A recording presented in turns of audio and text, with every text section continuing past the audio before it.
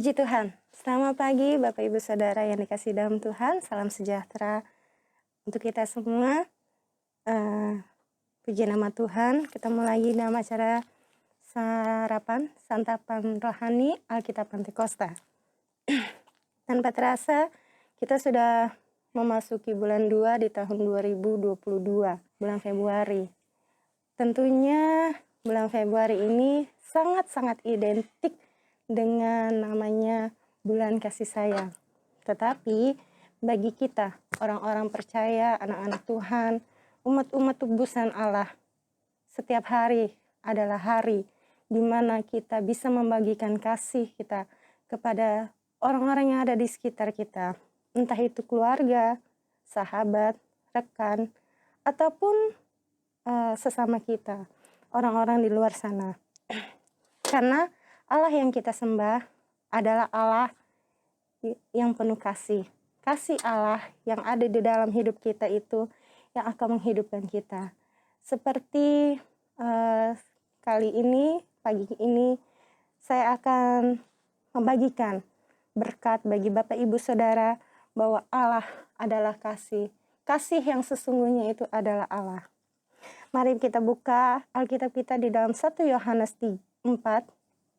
1 Yohanes 4 ayat 7 dan 8. Di sana ada perikop, ada Allah adalah kasih. God is love.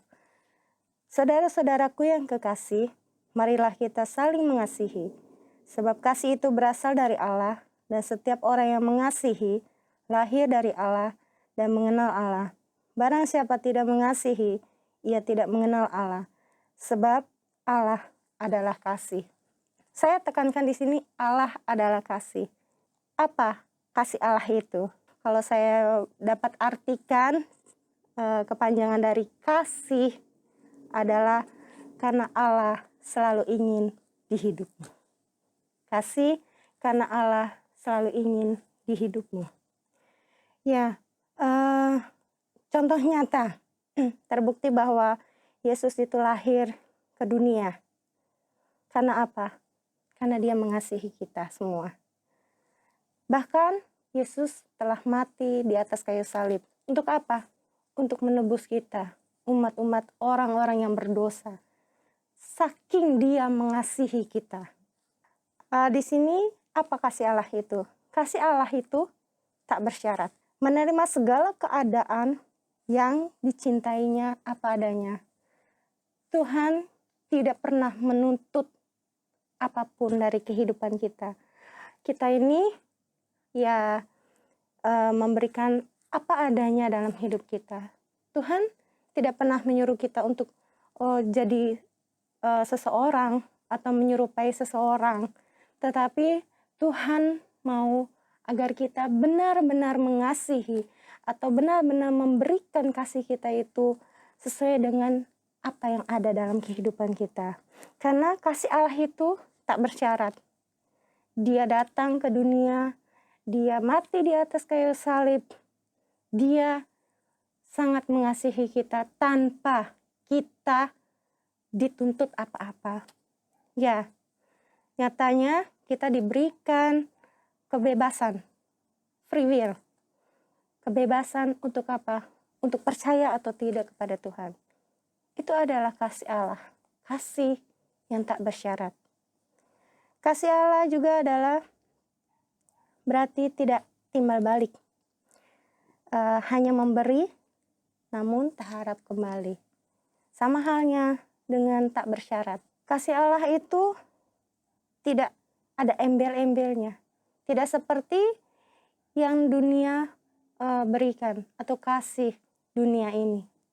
Coba kalau misalnya contoh sederhana saja. Ketika ada seseorang yang mungkin mengasihi kita, pasti apa yang kita sukai, apa yang kita senangin itu pasti akan diberi. Tetapi apa? Ujung-ujungnya supaya kita juga membalas. Supaya kita juga merespon. Ya, ketika kita tidak membalas kebaikan ataupun kasih daripada orang tersebut, maka apa yang terjadi? Pasti akan kecewa, akan kesal, akan marah.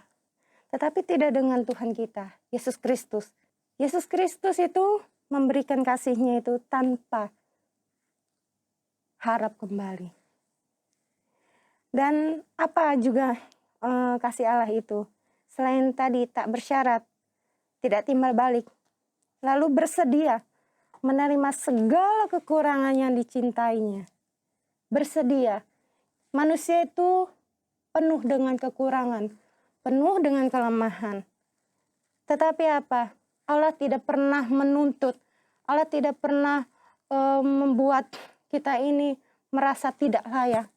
Justru karena kasih Allah, kita dilayakkan untuk menjadi bagian dalam keluarga Allah. Ya, kasih Allah itu juga merupakan kasih yang tidak posesif. Artinya membebaskan yang dicintainya, tidak menguasai. Seringkali ketika dunia mengasihi seseorang atau kita, seringkali juga kita seakan-akan dikuasai. Ya, misalnya ketika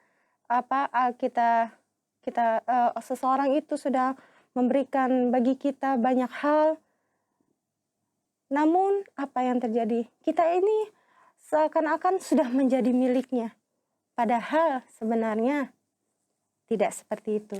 Berbeda dengan kasih Allah. Walaupun pengorbanannya Allah itu terlalu besar bagi kita, tetapi Dia tidak menguasai kehidupan kita. Artinya Dia memberikan selalu kebebasan. Kebebasan apa? Kebebasan untuk kita memilih mana yang benar dan mana yang tidak benar. Oleh sebab itu, penting sekali kasih Allah itu ada di dalam setiap kehidupan kita. Dan yang terakhir, kasih Allah itu yaitu mudah mengampuni. Ketika kasih Allah itu ada dalam kehidupan kita, maka kita akan mudah mengampuni akan kesalahan orang lain. Ya, karena Allah mengajarkan kita juga untuk mengampuni, untuk mengasihi orang-orang yang tidak suka kepada kita. Lalu apa dampak kasih Allah dalam hidup kita?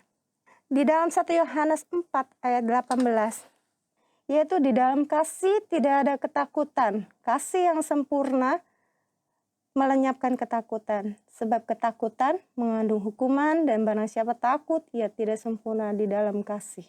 Melenyapkan ketakutan. Ketika kasih Allah itu ada dalam hidup kita, kita tidak merasa takut. Takut dengan apa? Takut dengan semuanya. Takut dengan keadaan, situasi, orang-orang. Tetapi fokus kita hanya tertuju kepada Tuhan. Lalu dampak kasih Allah dalam kehidupan kita selain melenyapkan ketakutan, yaitu melakukan yang baik dan melayani sesama. Terdapat di dalam Roma 13 ayat yang ke-10. Roma 13 ayat yang ke-10 kita dibacakan, kasih tidak berbuat jahat terhadap sesama manusia, karena itu kasih adalah kegenapan hukum Taurat. Tidak berbuat jahat. Kasih itu tidak berbuat jahat. Jadi ketika kita menyatakan bahwa kita mengasihi lalu kita masih melakukan hal-hal yang tidak baik, hal-hal yang jahat, maka itu bukan namanya kasih. Lalu yang terakhir, konsisten ucapan dan perbuatan. Di dalam 1 Yohanes 3 ayat 8. Di sana dikatakan, hai anak-anakku, marilah kita mengasihi bukan dengan perkataan atau dengan lidah, tetapi dengan perbuatan dan dalam kebenaran. Konsisten dengan ucapan dan perbuatan. Seringkali manusia itu tidak konsisten dengan ucapan dan perbuatannya. Ucapannya A, perbuatannya Z. Kayak gitu. Tetapi Yesus menjadi satunya teladan yang konsisten akan setiap ucapan dan perbuatannya. Dia mengasihi kita, tetapi bukan hanya di mulut, bukan hanya sekedar ucapan, tetapi dia juga menyatakan setiap tindakannya, yaitu apa? Dia datang dalam setiap kehidupan pribadi kita masing-masing. Dengan caranya yang berbeda, dengan caranya yang ajaib. Nyata sudah bahwa Yesus datang lahir ke dunia dan mati di kayu salib itu adalah kasih terbesar yang Allah nyatakan dalam setiap kehidupan manusia. Oleh sebab itu, marilah kita memiliki kasih Allah. Kasih karena Allah selalu ingin di hidupmu. Ya, sifat-sifat kasih ada terdapat di dalam 1 Korintus 13 ayat 4-7. Di sana kasih itu sabar, kasih itu murah hati, kasih itu lemah lembut, kasih itu tidak pemarah, dan lain sebagainya. Di situ adalah sifat-sifat kasih. Sifat kasih adalah salah satu sifat dari karakter Allah sendiri. Oleh sebab itu, Bapak Ibu Saudara yang dikasihi Tuhan, ketika kita menyatakan diri bahwa kita mengasihi, marilah kita miliki kasih Allah. Sebagai ayat penutup, di dalam Kolose 3, ayat yang ke-14. Di sana dikatakan, dan di atas semuanya itu, kenakanlah kasih sebagai pengikat yang mempersatukan dan menyempurnakan. Kasih Allah adalah sebagai pengikat segala sesuatu yang sempurna. Jadi ketika kita memiliki kasih Allah, di dalam setiap kehidupan kita akan disempurnakan. Demikianlah firman Tuhan pada pagi hari ini. Kiranya kita memiliki kasih yang sebenarnya, kasih yang kekal, kasih Allah, kasih agape yang dapat menyempurnakan segala sesuatu sebagai pengikat kehidupan kita. Puji nama Tuhan, demikian firman Tuhan kiranya dapat menjadi berkat kita semua.